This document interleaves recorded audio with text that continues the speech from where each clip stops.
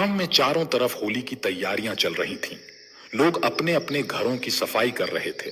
बाजार गुलाल, मिठाई और पिचकारियों से सजा हुआ था। बच्चे गलियों में दौड़ते भागते होली के गीत गा रहे थे। लेकिन गांव के कोने में एक घर ऐसा भी था जहां न रंग थे और न खुशियां। कमला अपने बेटे राजू के साथ घर के कोने में बैठी थी। उसका पति रमेश 4 साल पहले एक हादसे में गुजर गया था और तब से ही कमला जमींदार के घर खाना बनाने का काम किया करती थी। माँ, इस बार हम होली मनाएंगे ना? मुझे भी रंग लगाना है और मिठाई खानी है। बेटा, होली तो सबके लिए होती है, लेकिन हमारे पास अभी पैसे नहीं है। अगर इस बार हम थोड़ा और मेहनत कर लें तो अगले साल धूमधाम से होली मनाएंगे। ठीक है, लेकिन माँ, पिछले साल भी आपने यही कहा था और उससे पहले भी। क्या गरीबों के लिए कोई त्योहार नहीं होता? कमला के पास इसका कोई जवाब नहीं था। फिर वह राजू से कहती है, बेटा, तुम अभी स्कूल जाओ, मैं मालकिन से पैसे के बारे में बात करूंगी। कमला का बेटा के सरकारी स्कूल में पढ़ता था। कमला उसे स्कूल भेजकर जमींदार के घर खाना बनाने चली जाती है। खाना बनाते समय वह सोचती है, अभी तो मैं 10 दिन पहले मालकिन से पैसे मांगे थे, अब फिर मांगूंगी तो शायद मालकिन गुस्सा करेंगी। पर राजू के लिए रंग और पिचकारी लेना था। एक बार कहकर देखती हूं, शायद वह पैसे दे दें। फिर कमला किसी तरह हिम्मत जुटाकर अपनी मालकिन से कहती है, मालकिन, होली का त्योहार आ रहा है। राजू रंग और पिचकारी की जिद कर रहा है।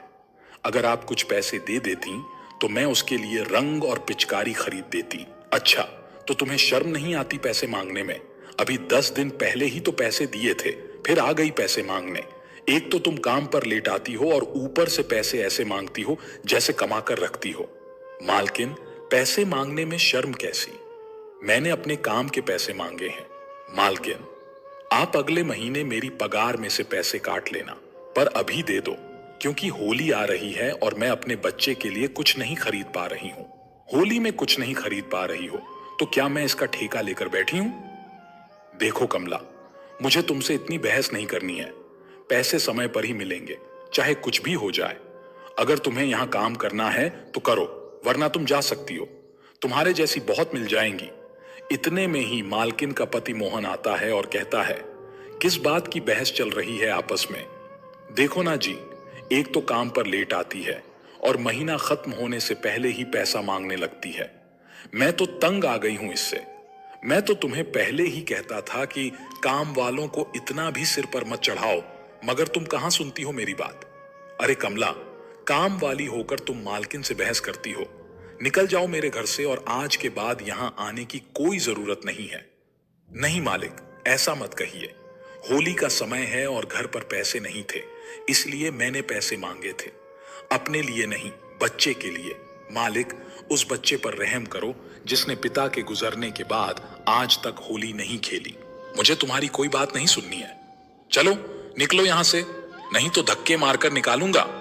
कमला के लाख गिड़गिड़ाने के बाद भी जमींदार नहीं माना और कमला को काम से निकाल दिया। बड़ी उदास मन से कमला घर जाने लगी। वह इतनी परेशान थी कि चलते चलते जंगल के रास्ते पर निकल पड़ी। फिर बड़ी उदासी में जंगल में ही बैठ गई। तभी एक साधु बाबा वहां से गुजर रहे थे। कमला को उदास देखकर उन्होंने पूछा, बेटी, आजकल जमाना बहुत खराब है, तुम इस सुनसान जंगल में अकेली क्यों बैठी हो? आपको क्या ही बताऊं बाबा, होली का त्योहार आ रहा है और आपको तो पता ही होगा कि बच्चे होली में कितनी मस्ती करते हैं। पर मेरे बच्चे की किस्मत में शायद मस्ती लिखी ही नहीं है। जब भी मैं उसके लिए कुछ अच्छा करना चाहती हूं तब और भी बुरा हो जाता है। मैं जमींदार के घर खाना बनाने का काम करती थी, पर जमींदार ने अब मुझे काम से ही निकाल दिया। मुझे समझ नहीं आ रहा कि अब मैं क्या करूं। देखो बेटी, उदास मत हो। अभी होली के 3 दिन बचे हुए हैं। तुम दूसरों के घर में काम करती हो, उससे अच्छा है कि तुम अपना कुछ व्यापार करो। अभी होली का समय है तो रंग, पिचकारी और गुलाल ज्यादा बिकेंगे। तुम इसी का व्यापार क्यों नहीं कर लेती? पर बाबा, ये सब व्यापार करने के लिए पैसा होना जरूरी है और मेरे पास तो अभी खाने के भी लाले पड़े हैं। मैं व्यापार कैसे कर सकती हूँ? बेटी, तुम कहीं से पैसा उधार ले लो, पर अपना व्यापार शुरू करो और खुद की मालिक बन जाओ। बाबा, अगर व्यापार नहीं चला तो मैं उधार के पैसे कहां से भरूंगी? अरे पगली, रिस्क तो हर कदम पर लेना पड़ता है। क्या तुम यहाँ खड़ी हो तो रिस्क नहीं है? जो रिस्क लेता है वही जिंदगी में आगे बढ़ता है। और हाँ, तुम देसी नुस्खे से ही रंग और गुलाल बनाकर बेचना। अगर तुम्हारा व्यापार नहीं चला तो तुम इसी जगह हमसे आकर मिलना। यह कहकर बाबा वहां से चले जाते हैं। फिर कमला एक उम्मीद लेकर घर लौटती है और गांव के ठाकुर के पास पैसे लेने पहुंच जाती है, जो गांव वालों को व्यापार के लिए उधार देता था। ठाकुर साहब, हमें भी पैसे चाहिए। मैं अपना एक व्यापार शुरू करना चाहती हूँ। अरे, तुम औरत होकर क्या व्यापार करोगी? तुम लोगों को तो घर का काम और बर्तन मांजना ही शोभा देता है। ठाकुर साहब, मैं मजबूर हूं, तभी व्यापार करना चाहती हूं। मुझे कुछ पैसे उधार दे दीजिए। जैसे ही मेरे पास पैसे आने लगेंगे मैं आपका पैसा वापस कर दूंगी। ठीक है, तब तक तुम अपने घर के कागज लाकर मेरे हवाले कर दो। कहीं तुम कर्ज न चुका पाई तो यह घर हमारा हो जाएगा। ठाकुर की यह बात सुनकर कमला का मन डगमगा जाता है। फिर उसे साधु बाबा की बात याद आती है। अरे पगली, रिस्क तो हर कदम पर लेना पड़ता है। ठीक है ठाकुर साहब, मुझे आपकी ये शर्त मंजूर है। मुझे पैसे दे दीजिए, मैं कागज लाकर आपको दे दूंगी। फिर कमला ठाकुर से 500 उधार लेकर रंग गुलाल बनाने के सामान खरीदती है। वह घर जाकर देसी नुस्खे से रंग और गुलाल बनाती है और अगली सुबह ठेले पर रंग, गुलाल और पिचकारी लेकर गांव में बेचने निकल जाती है। अपने हाथों से बना प्यार भरा गुलाल, ना केमिकल ना जलन, बस फूलों की खुशबू और प्यार की मिठास। इस तरह से करके कमला पूरे गांव में रंग, गुलाल और पिचकारी बेचने लगी। लेकिन कोई उसके रंग खरीदने को तैयार नहीं था। लोग उसकी दुकान के पास से निकल जाते और वह मायूस होकर अपने रंगों को देखती रहती। इस गांव में रामलाल नाम का एक व्यक्ति कई सालों से रंग बेच रहा था। सब लोग रामलाल के रंग ही ले रहे थे क्योंकि उनके रंग चमकदार थे, जो गांव वालों को बहुत पसंद आ रहे थे। इतने में एक गरीब बच्चा रामलाल के पास आकर थोड़ी सी रंग की मांग करता है। रामलाल उसे चिढ़कर वहां से चले जाने को कहता है।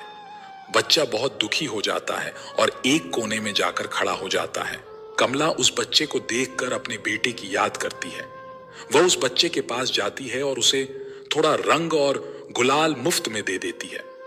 फिर वह बच्चे से उसका घर का पता पूछती है। तब बच्चा बताता है कि वह अनाथ है। यह सुनकर कमला को बहुत दया आती है और वह उसे अपने घर चलने को कहती है। रवि कमला के घर जाकर बहुत खुश हो जाता है क्योंकि उसे सोने के लिए घर और खेलने के लिए दोस्त मिल जाते हैं। अब तो कमला की जिम्मेदारी और भी बढ़ जाती है।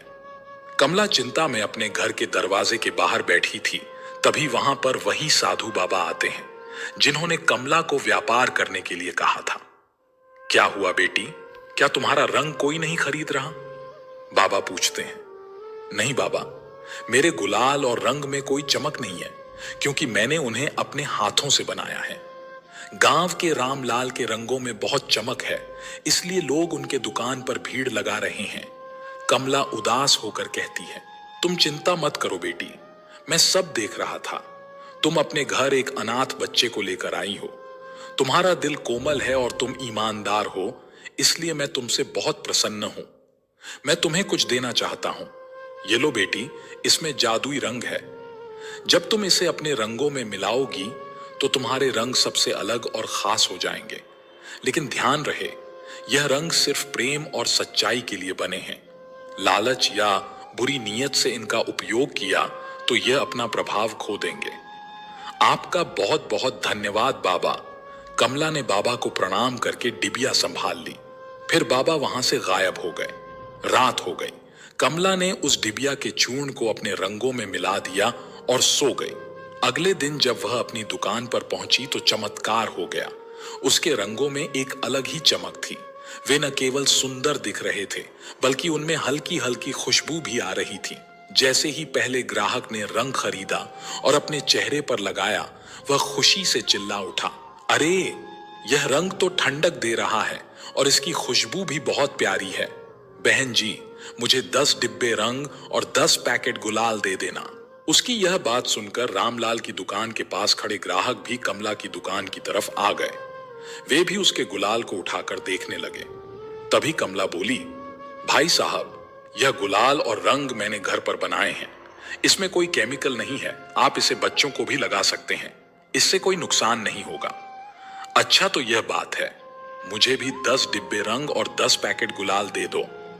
इस तरह से करके कमला के सारे रंग बिक गए और उसकी अच्छी कमाई हुई। कमला घर जाकर और ज्यादा रंग और गुलाल बनाती है और अगले दिन गांव के बाजार में बेचने के लिए ले जाती है। धीरे धीरे यह बात पूरे गांव में फैल जाती है और गांव के लोग कमला की दुकान पर उमड़ पड़ते हैं। हर कोई अब कमला के रंग खरीदना चाहता था। जो लोग पहले रामलाल के रंग खरीद रहे थे, वे भी अब कमला के रंगों की तरफ आकर्षित हो गए थे। रामलाल यह सब देखकर भीतर ही भीतर जल उठा। उसकी दुकान पर कोई नहीं आ रहा था। उसने अपने नौकर भोलू को बुलाया। अबे भोलू, यह क्या तमाशा हो रहा है? यह गरीब औरत अचानक इतनी मशहूर कैसे हो गई? हाँ रामलाल भैया, मैं आपको बताना भूल गया था। जब मैं दुकान के लिए घर से आ रहा था, तब इसके घर के पास एक साधु बाबा इसे कुछ डिब्बे में दे रहे थे और कह रहे थे कि इसे रंगों में मिला देना। अच्छा, तो यह बात है, हमें भी वैसा ही करना होगा। जा ढूंढ उस साधु को। रामलाल ने अपने नौकर भोलू को उस साधु बाबा को ढूंढने के लिए भेज दिया। भोलू दिन भर गांव में साधु बाबा को खोजता रहा, लेकिन वह कहीं नहीं मिले। थक हार कर वह वापस आया। रामलाल भैया, वह बाबा तो जैसे हवा में गायब हो गए, पूरे गांव में कहीं नहीं मिले। तो अब दूसरा तरीका निकालना होगा। अगर हम साधु को नहीं ढूंढ सकते, तो हम कमला के रंगों में गड़बड़ी कर सकते हैं। रामलाल ने रात होने का इंतजार किया और चुपके से कमला की झोपड़ी में जाने की योजना बनाई।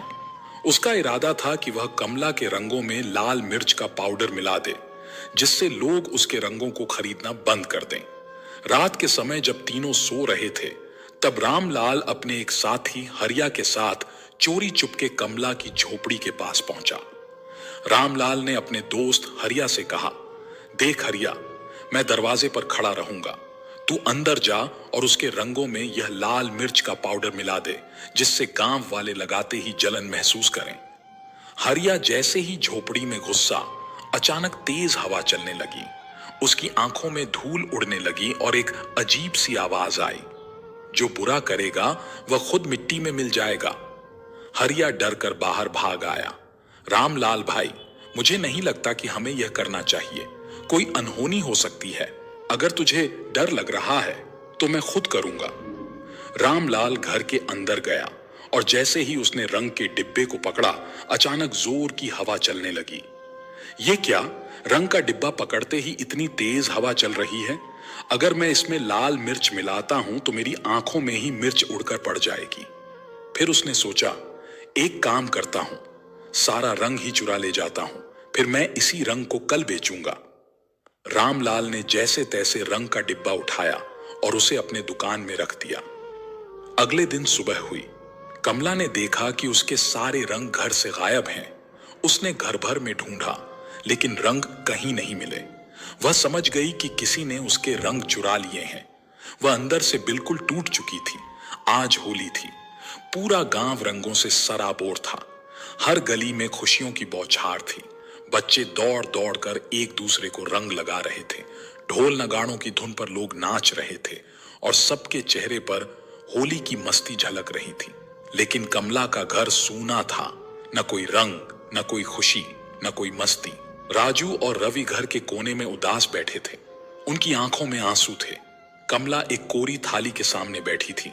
न कोई मिठाई, न कोई पकवान। तभी राजू धीरे से बोला, मां, हम होली नहीं खेलेंगे। कमला ने आंसू पोंछे, लेकिन बोल नहीं पाए। उसकी आवाज गले में अटक गई थी। उधर रामलाल की दुकान पर भीड़ लगी थी। तभी एक व्यक्ति रामलाल से बोला, अरे रामलाल, यह तो वैसा ही चमक रहा है जैसे कल कमला के रंग चमक रहे थे। हाँ भाई, हो सकता है, रामलाल ने मुस्कुराते हुए जवाब दिया। अब देखता हूं कि कमला कैसे रंग बेचती है। उसकी होली सूनी हो गई और मेरी दुकान पर भीड़ देखो। कमला गांव की ओर निकल पड़ी। उसने देखा कि रामलाल की दुकान पर रंग खरीदने वालों की भारी भीड़ लगी थी। तभी गांव की एक काकी उसके पास आई और बोली, बेटी, रामलाल के पास बिल्कुल तुम्हारे जैसे ही रंग हैं, वैसी ही चमक और वैसी ही सुगंध। पता नहीं रामलाल इस बार तुम्हारी तरह रंग कहां से ले आया। कमला की आंखों में चिंता की लकीरें उभर आईं। काकी, कल रात मेरे घर से मेरे सारे रंग चोरी हो गए। इस बार मैंने अपने बच्चों के लिए होली पर कितने सपने सजा कर रखे थे। काकी ने चौंक कर कहा, कहीं रामलाल ने तुम्हारा रंग चुरा तो नहीं लिया? क्योंकि हर चीज तुम्हारी तरह ही दिख रही है। कमला ने गहरी सांस ली।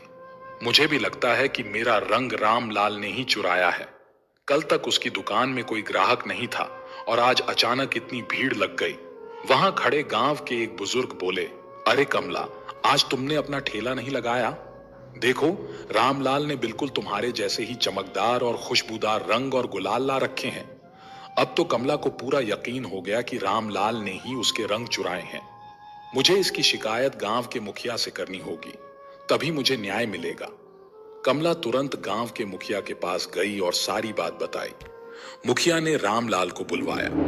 रामलाल आते ही घबरा गया। उसे समझ आ गया कि कमला को उस पर शक हो गया है। वह हड़बड़ाकर बोला, मुखिया जी, मैंने कमला का कोई भी रंग नहीं चुराया। मुखिया ने भौहें चढ़ाकर पूछा, अरे रामलाल, तुमसे किसने कहा कि कमला का रंग चोरी हुआ है? मैंने तो तुमसे ऐसा कुछ पूछा ही नहीं। यह सुनते ही रामलाल के चेहरे का रंग उड़ गया। मुखिया ने गंभीर स्वर में कहा, तो इसका मतलब तुम ही कमला का रंग चुरा कर लाए हो?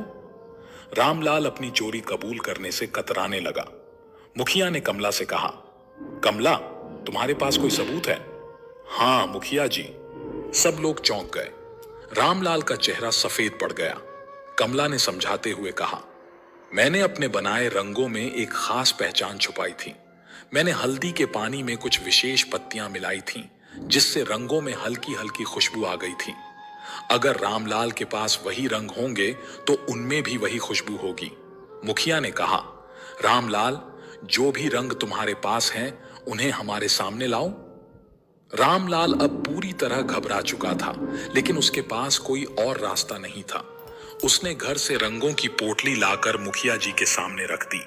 मुखिया जी ने एक बूंद पानी उसमें मिलाया और उसे हाथों से सूंघा। फिर उन्होंने गांव के एक बुजुर्ग को भी सूंघने को कहा। बुजुर्ग ने तुरंत कहा, हाँ, यह तो हल्दी और उन्हीं खास पत्तों की महक है जो कमला ही इस्तेमाल करती थी।